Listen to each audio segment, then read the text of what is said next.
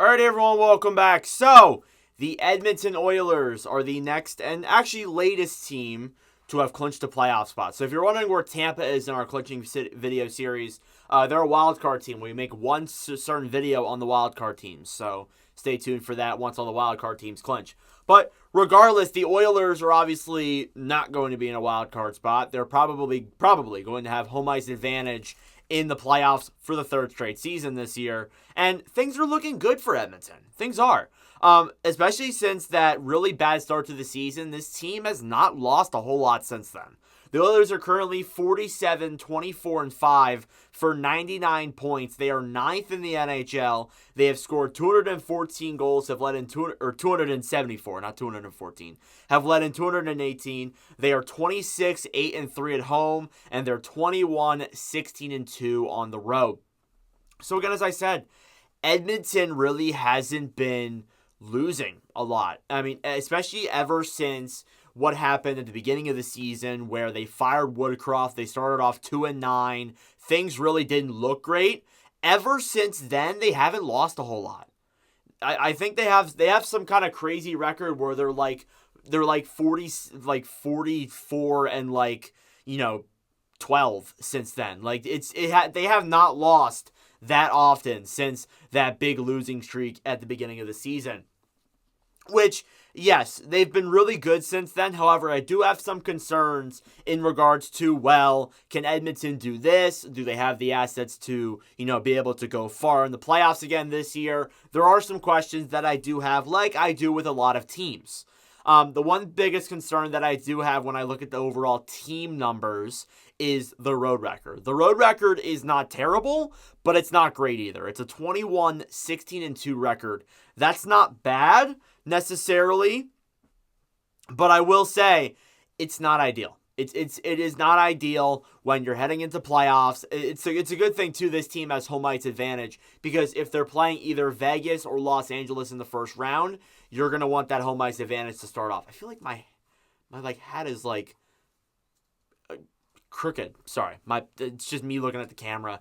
But regardless, yeah, I think the road record is a little bit concerning when I look at that. But apart from that, the team numbers overall, they look good, especially considering the fact that this team was horrible to start the season and in the month of October too. So yeah, that definitely is something I look at. When you look at this team's leading scorers, it's been the same guy for the past 6 years I've been doing these, or 5 years I've been doing these videos. You have Connor McDavid of the Oilers, 74 games played, 31 goals, 99 assists for 130 points. So the impressive thing is with McDavid this year, and in last year too, is I did an interview with someone that you're going to see later on this week, but he said that it's really impressive how McDavid can go in and score 60 goals one season and then get 100 assists the next. That is very impressive to me. And the fact too that he gave the league a head start essentially and said, yeah, have at it, score a bunch of points. And McDavid is now caught up to him. He's about to pass them for the Art Ross. I honestly think that if McDavid passes them for the Art Ross trophy after giving the league essentially a 15-game head start, he should win the Hart.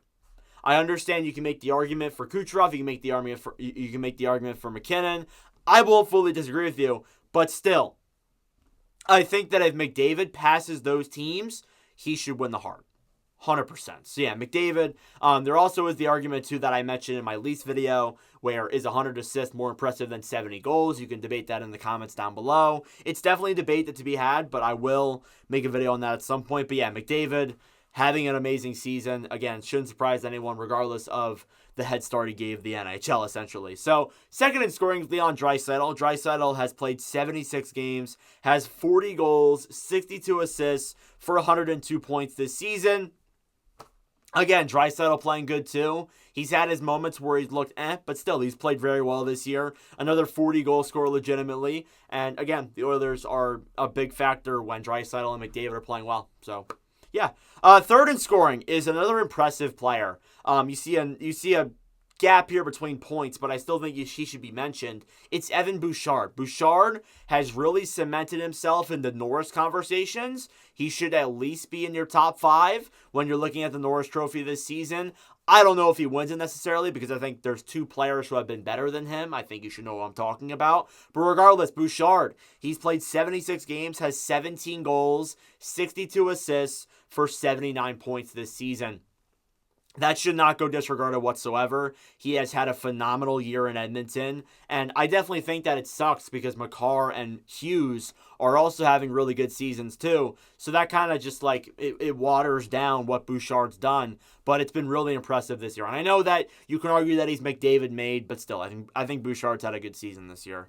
Fourth in scoring is Zach Hyman. And Hyman has been another player who has been really impressive this year. He goes from a player who didn't score a lot in Toronto, wasn't really meant as much, got let go from Toronto because Toronto didn't want to pay him. He goes to Edmonton, signs for I think like $5 million. He's getting paid like a 5x5 right now. He has 75 games played this season, 52 goals, 21 assists for 73 points. A 50-goal scorer getting paid around $5 million is very impressive. And that was a great signing by Ken Holland and this team. Yeah, I wasn't expecting this at all. I really wasn't. I knew Hyman was going to be an impressive player. I figured he'd get like maybe 40 goals, but I didn't see anything outside of that realm. But getting 52 goals, maybe even 55 when the season's said and done, is remarkable from a player who was just like, banished from Toronto essentially because Toronto didn't want to pay him.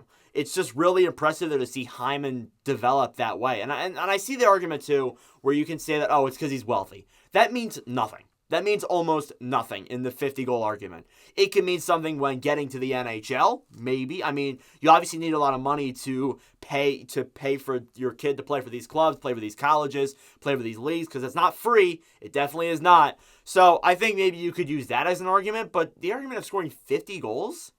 Seriously? Like, I don't understand how that correlates with each other. But regardless, Hyman, regardless of what you think, has had a great season this year. And finally, fifth in scoring is a player that shouldn't surprise anyone. It's Ryan Nugent-Hopkins. Hopkins was 75 games played this season, 18 goals, 46 assists for 64 points.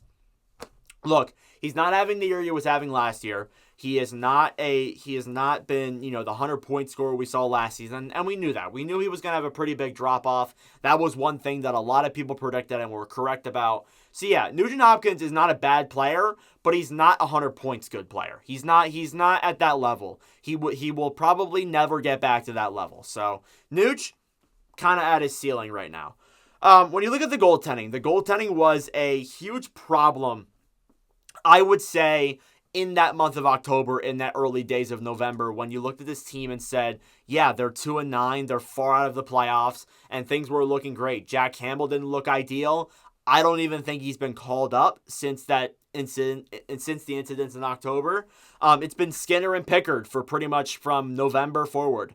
And they've been lights out. They have. I know Skinner's numbers haven't been like, you look at his numbers, they aren't awesome, but considering the fact that this team was awful to start the year, I would say they're pretty solid. Skinner is 34, 14, and 5, a 2.62 goals against average and a .906 save percentage. Skinner, I think, has been very underrated, especially since when this team won that 16 straight games, when they started going on that absolute heater. I definitely think that with Skinner, he definitely took part in that, and I feel like he should get some recognition. It's crazy, too, because you see Skinner's development over the last couple of years. I remember when Skinner was just coming into the league, when Skinner was just making a name for himself, and now he's essentially this starting goalie for the Edmonton Oilers. So it's pretty cool to see his development overall. But yeah, he should be the starter. He's one of the better goalies in the NHL for sure. Their backup has been pretty good. Calvin Pickard, definitely before this year, he wasn't looked at as like a really prime backup. He was looked at as a third-string goalie essentially